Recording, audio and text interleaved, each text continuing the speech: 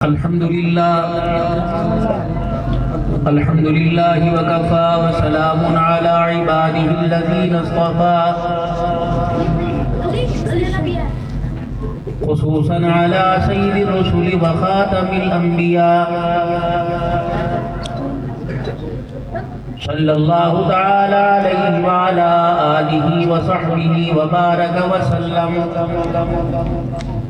وسلم تسليما كثيرا كثيرا.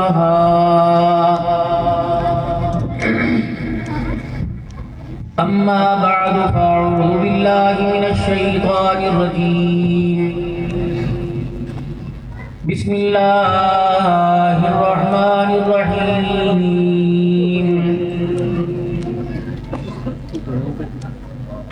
يا أيها الذين آمنوا اتقوا الله وكونوا مع الصادقين. فقال الله سبحانه وتعالى: لقد كان لكم في رسول الله أسوة حسنة. آمنت بالله صدق الله العظيم. درود شریف. اللهم صل على محمد وعلى آل محمد كما صليت على إبراهيم وعلى آل إبراهيم إنك حميد مجيد. اللهم بارك على محمد وعلى آل محمد كما باركت على إبراهيم وعلى آل إبراهيم إنك حميد مجيد. کہتا محمد کی غلامی ہے سند آزاد ہونے کی، خدا کے دامن توحید میں آباد ہونے کی. محمد کی غلامی دین حق کی شرط اول ہے، اسی میں ہو اگر خامی تو سب کچھ نامکمل ہے. قابل صد احترام میرے محترم و مکرم بزرگوں، عزیز و دوستوں، مدرسہ سیدنا فاروق اعظم رضی اللہ تعالیٰ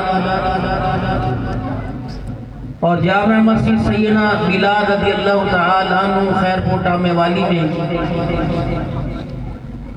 استاد العلماء نائب شیخ الحدیث حضرت مولانا قاری عبدالرحمن صاحب جامی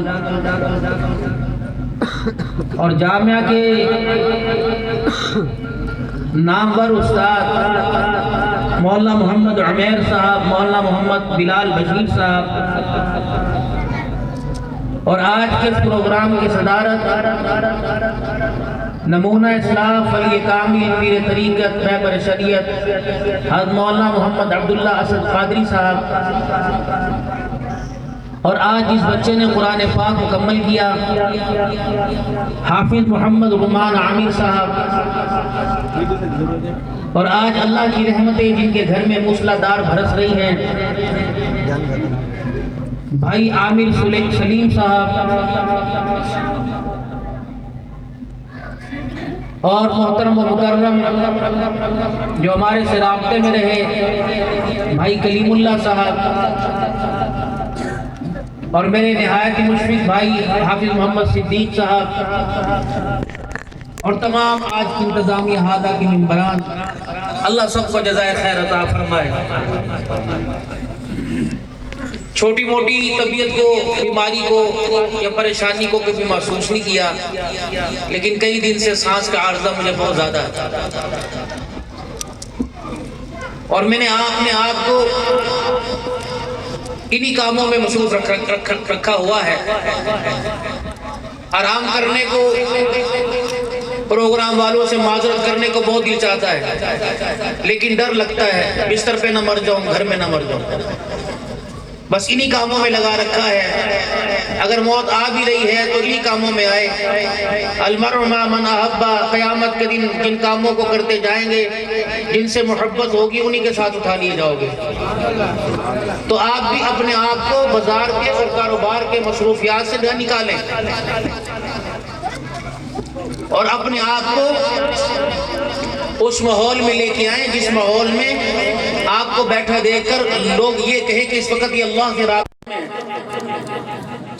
وہ مسجد ضروری نہیں کہ مسجد ہی کا ماحول ہو، آپ کی دکان کا ماحول بھی ایسا بن جائے، آپ کے گھر کا ماحول بھی ایسا بن جائے. کیونکہ حالات کے پیش نظر مسجدوں تو نماز کے 15 منٹ بعد بند ہو جاتی ہیں،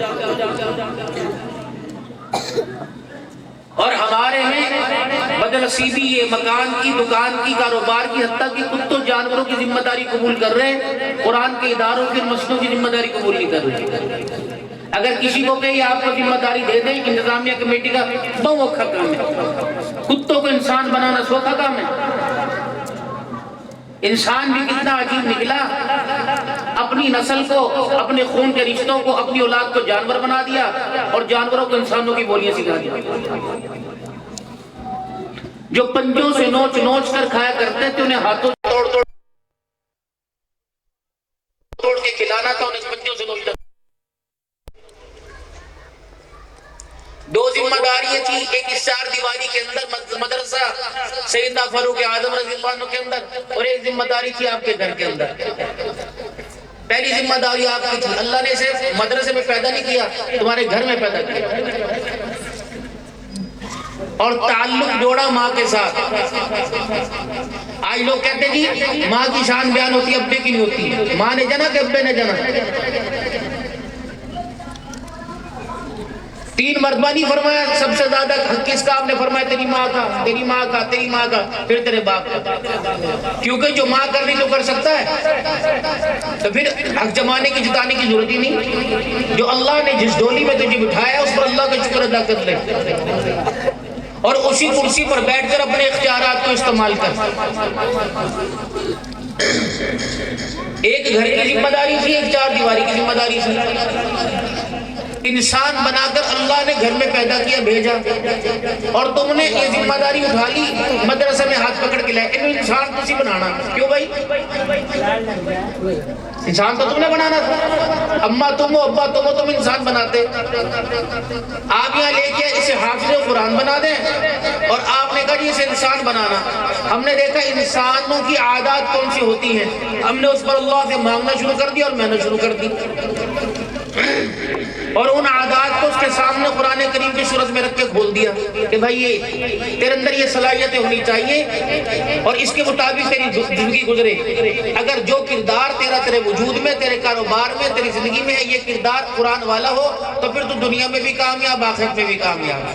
اگر یہ تیرا بالکل اپوزٹ ہو، قرآن کچھ کہے اور تیری زندگی کچھ اور، پھر اپنی ناکامی کی منزل تو دنیا کے اندر ہی پا کے جا رہا. انسان تو آپ کے گھر پیدا ہوا تھا، آپ نے ہمارے پاس بنانے کے لیے بھیج دیا، ہم نے بڑی کوشش کی، اور اللہ کا شکر کئی حد تک کامیاب ہو گئے.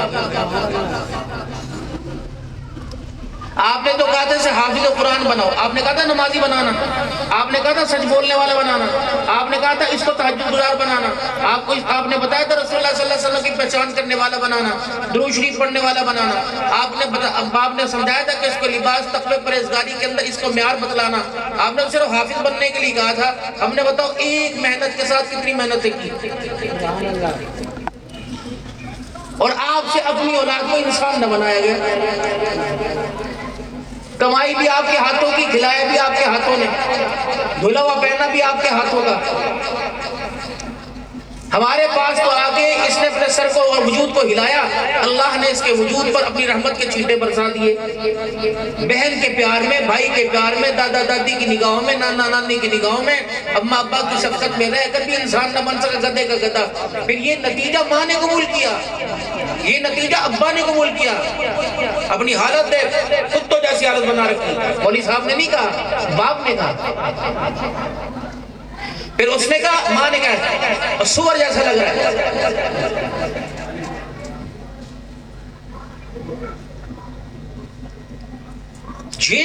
انہوں نے اپنی غلطیوں کو قبول کیا.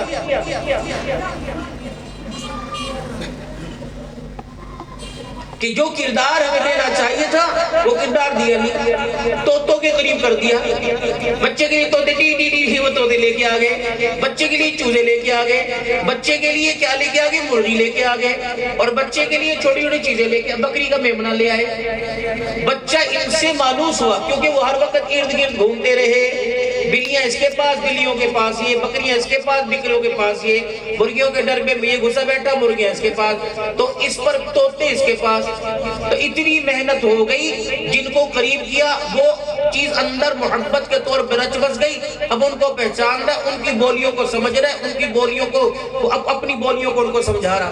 کاش جتنا طوطا کو, مرغی کو اور بلبل کو بکری کے قریب کیا, کاش والدین اتنا قریب ہوتے تو اللہ کی قسم ان کی زبان نہ کھلتی, ان کی اداؤں کو پہچان لیتا کہ اس وقت میرے باپ کی نگاہ اور میری ماں کی دعا مجھے کیا کہہ رہی ہے.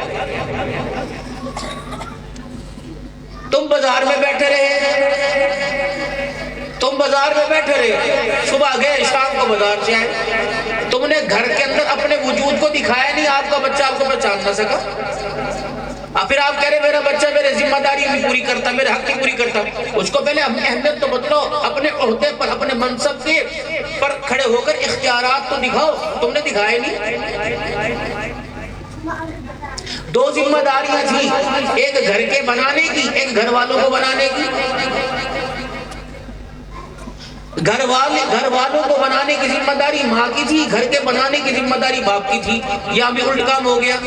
گھر ماں بنا رہی ہے اور گھر والوں کے گھر یہ تیرے ہی ہیں, میں کون سا سسرال سے لے کے آئی تھی, یہ تیری نسل ہے, یہ حرام کے تیری ہوں گے نہ, ہمارے خاندان میں چاہتا کوئی نہیں جیسے تیری اولاد ہے. یعنی اپنا سارا ملبہ اپنے شوہر کے اوپر تھوپ رہی. وہ کہہ رہا پھر ٹھیک ہے میں گھر بیٹھ جاتا ہوں, تو کام کر لے.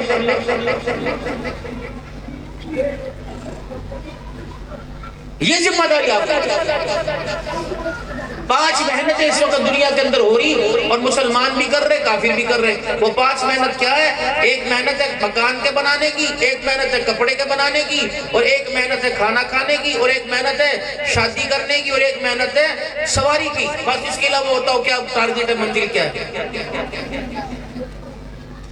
جتنی اونچی عمارتیں بنا رہے ہو, رسول اکرم صلی اللہ علیہ وسلم نے ارشاد فرمایا تھا میری امت پہ وقت آئے گا بھیڑوں کے چرانے والے بلڈنگیں بنائیں گے, فخر کریں گے ان کے اوپر.